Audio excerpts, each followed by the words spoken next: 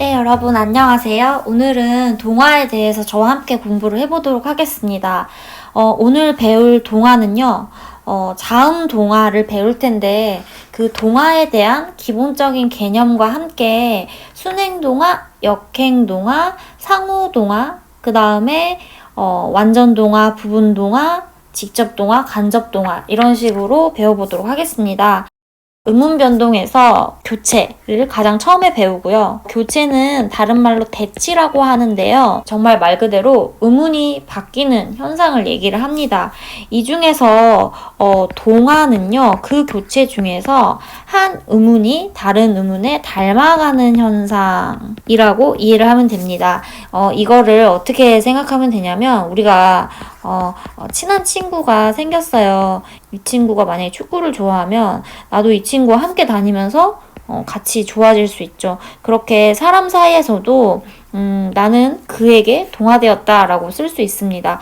그래서 닮아가는 현상이 당연히 음운에서도 일어난다 라고 생각을 할 수 있어요. 그러면 이 음운의 대치 중에서는 굉장히 동화 현상이 많은데 서로 다른 두 음이 인접할 경우에 발음의 편의를 위해서 동화가 일어나는 겁니다. 그 중에서 자음과 자음이 만났을 때 동화되는 자음 동화가 있겠죠. 그 다음에 항상 자음과 같이 붙어 나오는 무엇이 있죠? 네, 모음이 있잖아요. 모음과 모음이 만나서 서로 닮아가는 걸 모음 동화라고 합니다. 오늘은 이 자음 동화를 핵심에 두고 설명을 하도록 하겠습니다. 먼저 하나의 예시를 들어볼게요. 남루하다 라고 했을 때 우리가 남루라고 씁니다. 그랬을 때 우리가 이것을 어떻게 발음하냐면요. 남루로 발음을 합니다. 그랬을 때 아까 말했듯이 미음이라는 음운과 리을이라는 음운이 만나서 미음에 의해서 리을이 뭘로 바뀌었어요? 니은으로 바뀌었어요. 이 과정이 이제 보이시죠? 이런 것을 보고 동화라고 하고요. 그 다음에 이 미음에 의해서 리을이 니은으로 바뀌었기 때문에 이 미음이 리을에게 영향을 줬죠. 그래서 동화 현상에서 동화를 시키는 음을 동화의 주인이 된다 해서 동화주라고 합니다. 그래서 여기서는 미음이 동화주라고 하는 겁니다. 또는 동화음 이렇게 얘기를 합니다. 그 다음에 동화를 잇는 음, 그게 바로 여기서 리을이었잖아요. 그러면 이것을 보고 피동화주 또는 피동화음 이렇게 얘기를 합니다. 자, 이 피는요, 이불피죠. 당할 피, 이불피인데 동화를 당했다는 얘기입니다. 자, 여기까지가 바로 이 동화의 기본적인 개념입니다. 동화에서 자음과 자음이 닮아가는 동화 현상을 잘 보면 이렇게 동화주와 피동화주가 있다. 여기까지는 하나도 어려운 게 없습니다. 자, 그러면 그 다음에 잘 나오는 것, 특히 유음화 현상에서 잘 나오는 게 바로 역행동화, 순행동화입니다. 국어 문법을 보면요, 이 명칭 자체에 이미 내용을 다 담고 있어요. 순행동화, 역행동화라고 했을 때 이 행은 방향을 얘기합니다. 그래서 순행적으로 바뀌는 거, 이렇게 바뀌는 게 순행동화고 그 다음에 반대로 역주행이라고 하죠. 반대로 오는 게 역행동화입니다. 그러면 방금 예시를 들었던 남루 같은 경우는요. 잘 보면은 방향이 어때요? 이 동화주가 앞에 있고 피동화주는 뒤에 있죠. 그럼 방향이 이렇게 순행적으로 흐르게 되죠. 그래서 이런 것을 보고 순행동화다라고 얘기를 합니다. 동화의 방향을 물어보는 경우가 있기 때문에 이 순행동화, 역행동화라는 개념도 반드시 공부를 할 때 알아놔야 되는 부분입니다. 자, 그러면 순행동화의 예시를 조금 더 제가 밑에 적어 볼게요. 자, 순행동화 했을 때 종로 같은 경우는 우리가 노로 발음을 합니다. 그러면 동화주가 앞에 있고 피동화주가 뒤에 있기 때문에 동화의 방향이 이렇게 흘러가죠. 그래서 순행동화의 예시입니다. 그 다음에 정말 유음화에서 잘 나오는 단어인데요. 자, 칼날 같은 경우는 발음이 랄 이렇게 발음이 돼서 이것도 마찬가지로 동아주가 앞에 있고 피동아주가 뒤에 있기 때문에 방향이 이렇게 진행이 되죠. 그래서 이런 걸 보고 순행동아다 라고 얘기를 합니다. 그러면 역행동아의 예시는요, 이런 게 있습니다. 같은 비음화라도요, 먹는다 같은 경우는 자, 먹는다 이렇게 발음이 됩니다. 여기서 잘 보면 이 기억이라는 피동아주가 뒤에 있는 니은의 영향을 받아서 어떻게 변해요? 방향이 이렇게 되는 거예요. 그래서 이것 같은 경우는 우리가 역행동아다라고 얘기를 합니다. 그 다음에 역행적 유음화 같은 경우를 한번 또 보면은 난로 같은 경우는 우리가 날로 이런 식으로 발음을 합니다. 이것 같은 경우도 뒤에 있는 리을의 영향을 받아서 앞에 있는 니은이 리을로 바뀌었기 때문에 이렇게 반대로 가죠. 그래서 이게 바로 역행동아입니다. 순행동아, 역행동아 이건 어렵지 않아요. 하지만은 꼭 알아둬야 될 개념이라는 거 이렇게 아시고 넘어가면 되겠습니다.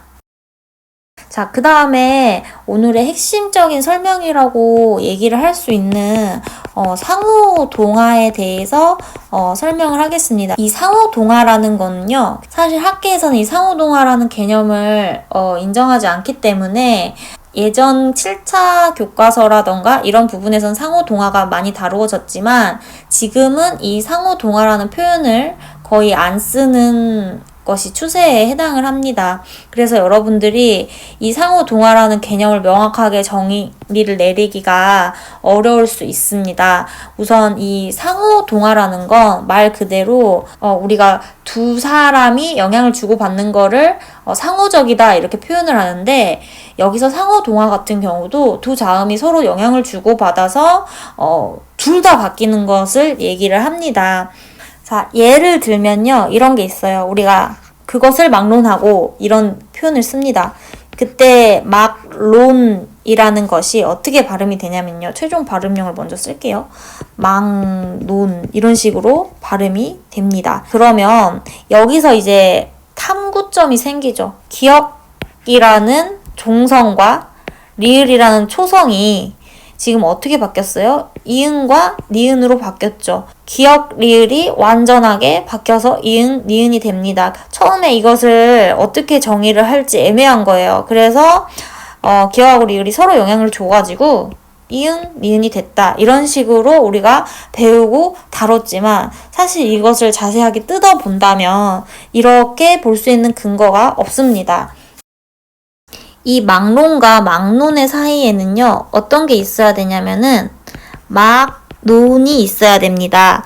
여기서 이 리을이, 니은으로 변하는 따로 배우기도 하는데요. 리을의 비음화가 먼저 일어납니다.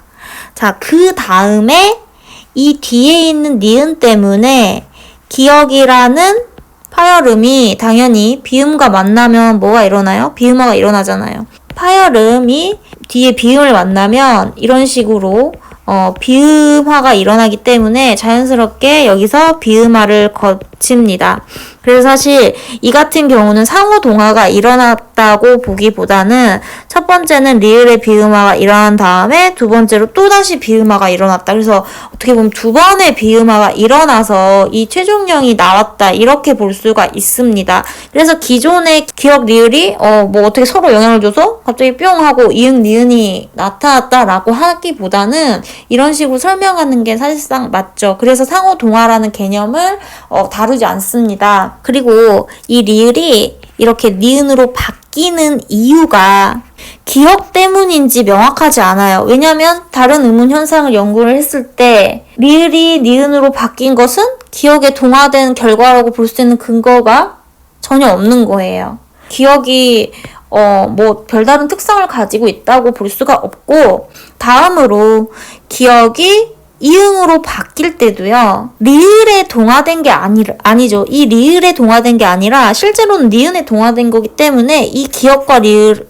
간의 관계가 사실 서로 동화를 주고받는 예라고 보기가 어려운 거예요. 제가 이걸 설명을 좀 너무 구체적으로 하니까 여러분들이 어렵게 느껴질 수 있는데, 이것 같은 경우는요, 이렇게 정리를 하면 됩니다. 기억과 리을은 사실상 이응, 니은이 되는데 서로 영향을 미친 게 아니라 이 리을이 비음화되면서 자연스럽게 기억이 이응으로 됐기 때문에 사실상 관계가 이렇게 되는 거예요. 그렇기 때문에 얘네 둘을 상호동화로 볼 근거가 없다. 그렇게 정리를 하시면 됩니다. 그리고 이것 같은 경우는요. 우리가 표준 발음법 제19항에 보면은 붙임, 받침, 기역, 비읍 뒤에 연결되는 리을도 니은으로 발음한다 라고 해서 4가지 예시가 나와 있습니다. 성류가 나옵니다. 이것의 최종형은요.